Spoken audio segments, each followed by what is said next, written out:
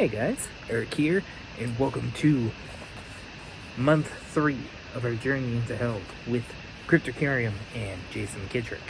For those that don't know, Cryptocarium is a monthly awesome horror subscription that you can get from Cryptocarium by the very talented and extremely awesome artist Jason McKittrick, in which you get many different horror type pieces, whether they be wall plaques or figures or magnets or just so many different things. I can't believe I managed to pull that off without actually accidentally looking into the box. But like I said, we are on month number 3 of the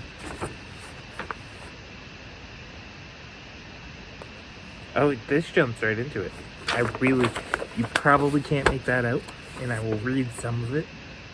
I really like how that's set up. That is really cool. Month 2, I had some lovely issues with my computer, and that's why I was not able to upload month 2. But I will show you some of the pieces, because I'm keeping so far my pieces all together. Oh, this is awesome. That is really cool. So this is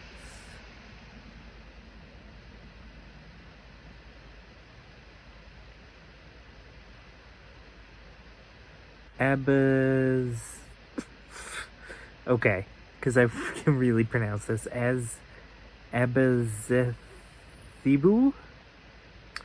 As told in the Testament of Solomon, the angel Abizethethbau accompanied Beelzebub upon their fall from heaven.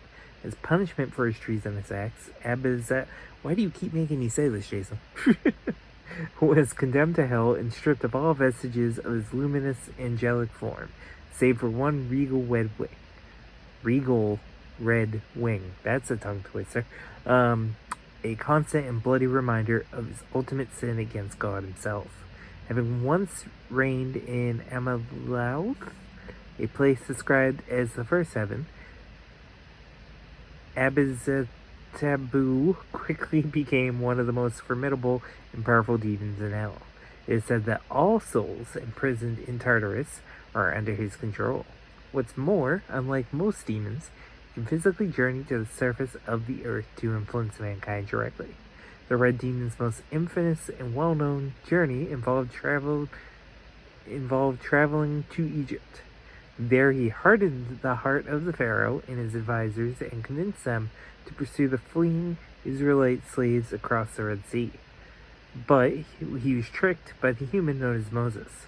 While chasing the Israelites, Moses collapsed the Red Sea, crushing and drowning the Pharaoh's army, and forever sealing him in a pillar of water. Oh, that's sick. That's awesome. I've never heard of that part of the story. That is awesome.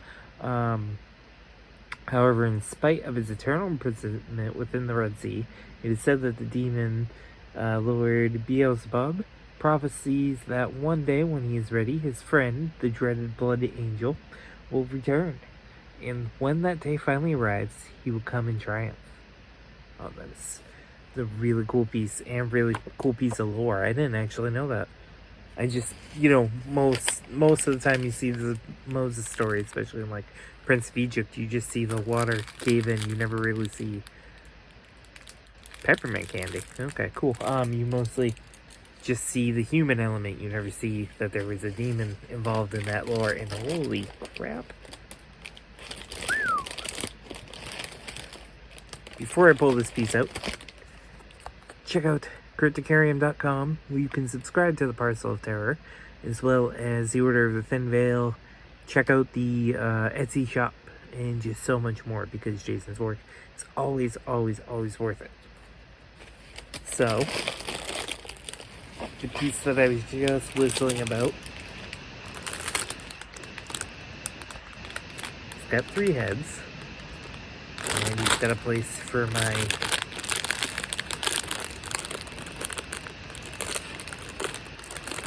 damned soul. This guy is actually probably about as massive as the last dude. Get a close up so you can see some of the details on this dude. And this is... oh, Asmodeus! That's cool! I know Asmodeus, at least in passing, some of the ways that people use him. He's a demon of lust, who rules over the second level of the abyss. He appears as a grotesque creature with the skeletal heads of a human, a bull, and a ram. He wears a crown and cape to show his regal status and still bears a few pieces of his angelic armor from his participation in the war with God. Worshipped by the Syrian Hamathites, there we go, close enough. In ancient times, Asmodeus was known for interfering in the consummation of new marriages until he was conquered by his arch-nemesis, the angel Gabriel, and permanently banished to hell. He now rules over the souls banished to hell for the sin of lust, the particular punishment that he himself has built. Upon entering the second level of hell, the soul is seized by Asmodeus, who then proceeds to... this is kind of hard to read. It's really cool looking, but it is kind of hard to read at the same time. It's only go up this close to... where were we? Proceeds to lick the condemned with his long tongue, which forces the soul to feel the humiliation of their victims, they themselves inflicted the unbridled and unwelcome lust upon. The soul is then dropped into the deep well of Asmodeus that leads to the abyss of the lustful. The unending maze of twisting tunnels and hallways is filled with other lustful souls who will spend eternity assaulting and violating each other without cessation in the pitch black darkness forever. A fitting punishment for those who cause so much pain. He's depicted, I can talk, in his infernal glory, standing above his accursed, well, why can't I read today? The soul figure can be placed in. Yes, that is awesome. Real fast. Let me find my damned soul, who I think is currently chilling. Yep. Who is still chilling with this guy.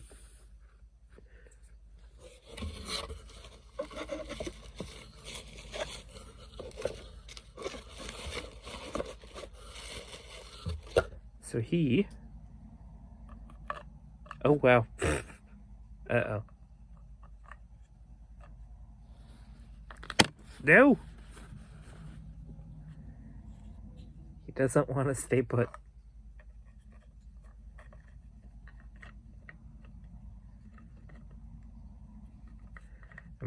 I'll hold him.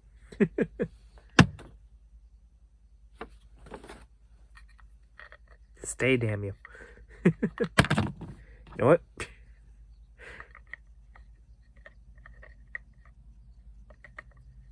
Gotta go like that. There we go. That's awesome. That is very cool. And then, last but not least, we have our third Imp of Hell. See, it even says, this is if you're part of the CryptoCast. You get the imps, as well as the other pieces of characters from the 12 layers of hell. And this... okay, first of all, I love his face. That's just an awesome face. Looks like he has like a shillelagh. Let's read about this guy real quick. So, this little guy is the Imp of Lust. When a soul has been condemned to the second level of hell for the sin of lust, they are immediately accosted upon their arrival by the Imp of Lust.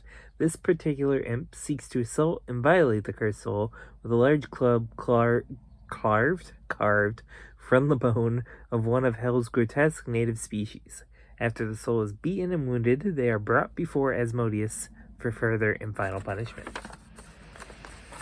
That is really cool. Just a sculpt on Asmodeus alone. I'm trying to think of the last piece of media I saw Asmodeus in. It might have been Might have been a video game. Can't remember which video game. It might have even been,